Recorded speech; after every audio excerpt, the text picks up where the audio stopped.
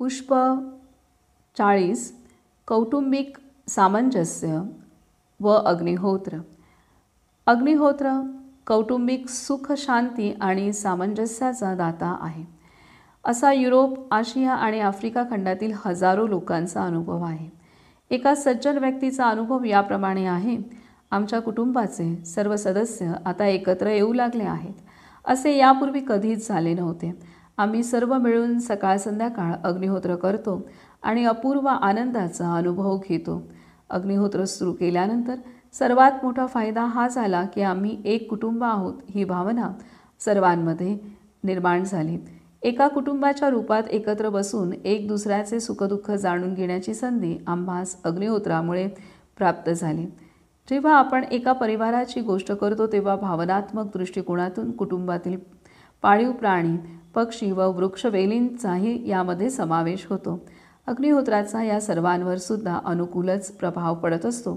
अग्निहोत्र राखेस आपण झाडाझुडपांच्या वाफ्यांमध्ये, कुंड्यांमध्ये टाकून तर पहा, वनस्पतींचे स्वास्थ्य सुधारते, भरपूर फळे फुले येतात, वनस्पतींची वाढ होते, कोणतेही रोग होत नाहीत, असे परिणाम आपण दुसऱ्यांनाही दाखवू शकाल। आज संपूर्ण विश्वामध्ये प्रत्येक कुटुंब हे अनेक ताणतणाव अनुभवत आहेत। वर्तमान जीवनात अत्यंत संघर्ष आहेत। परिणामस्वरूप आज अनेक व्यक्ती मानसिकदृष्ट्या कमजोर झाले आहेत आणि अनेकदा व्यक्ती आपल्या अडचणी कुटुंबात अथवा आपल्या मित्रपरिवारातही कोणाला सांगू शकत नाहीत, कारण आजच्या धकाधकीच्या जीवनात कोणाकडे दुसऱ्या व्यक्तीला समजून घेण्यास वेळही नाही। तसेच माणसाची मनोवृत्ती इतकी स्वकेंद्रित झालेली आहे की प्रत्येक व्यक्तीला प्रायव्हसी हवी आहे। प्रायव्हसीमुळे विभक्त कुटुंब पद्धती आली आणि एकत्रित कुटुंब पद्धती जवळजवळ संपुष्टातच आली आहे।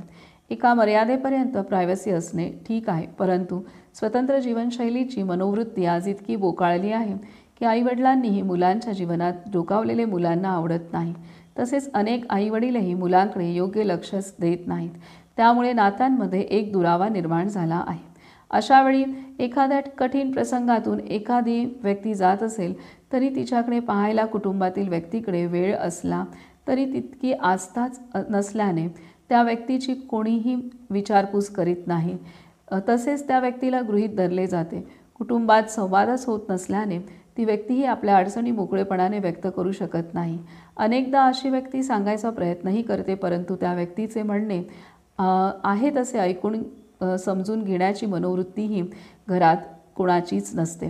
अशावेळी ती व्यक्ती मानसिक आजाराची शिकार होते, तसेच ती व्यक्ती मानसिक आजाराने ग्रस्त होते हे घरात कोणाला समजतही नाही। त्यामुळे ती व्यक्ती आणखी खचत जाते, निराशेने ग्रासली जाते, परिणामी ती व्यक्ती कार्यशील राहत नाही। अशी व्यक्ती संपूर्ण कुटुंबासाठी एक ताणाचा विषय बनते। आज घरोघरी अशी परिस्थिती पाहायला मिळते। कोणतीही व्यक्ती मानसिकरित्या कमजोर होते त्यावेळी घरातील इतर व्यक्तीही त्यासाठी जबाबदार असतात, कारण एकमेकांना समजून घेऊन मदत करण्याचे कर्तव्य हे कुटुंबातील इतर व्यक्तींनी पार पाडलेले नसते। त्यामुळे ती व्यक्ती मानसिक त्रासातच दिवसेंदिवस ढकलली जाते। अनेकदा सहानुभूतीचे आमिष दाखवून अशा कमजोर व्यक्तींचा गैरफायदा ही बाहेरची व्यक्ती घेते। यासाठी प्रत्येक घरातील सर्वच व्यक्तींचे कर्तव्य आहे की एकमेकांना समजून मदत करणे। अशावेळी घरातील वातावरण सुधारण्यास अग्निहोत्र अत्यंत मदत करते, असे अनेक कुटुंबांचे प्रत्यक्ष अनुभव आहेत। अग्निहोत्रामुळे वातावरणातील प्राणशक्ती वाढते, प्राणवायू वाढतो, श्वासामार्फत प्राणशक्ती व प्राणवायू शरीरात भरपूर मात्रेत प्रवेश करतो आणि शारीरिक मानसिक स्वास्थ्य हळूहळू सुधारू लागते। एक व्यक्ती जेव्हा मानसिक अथवा शारीरिक त्रासात असते त्यावेळी संपूर्ण कुटुंबच त्रासात असते, त्यामुळे सर्वांचेच हिलिंग होणे अत्यंत गरजेचे आहे। अग्निहोत्रामुळे कुटुंबातील सर्वांचेच हिलिंग होण्यास मदत होते, मनातील अडथळे दूर होतात आणि आस्था वाढते। त्यामुळे एकमेकांना समजून घेण्यास सुरुवात होते, घरात सुसंवाद सुरू होतात व एकमेकांच्या मदतीने जीवनातील मार्ग मोकळे होतात। कौटुंबिक स्वास्थ्य सुधारण्यास अग्निहोत्र महत्त्वाची भूमिका निभावते। पुष्प आधार अग्निहोत्रची किस्सा पुस्तक, माधव आश्रम, भोपाळ।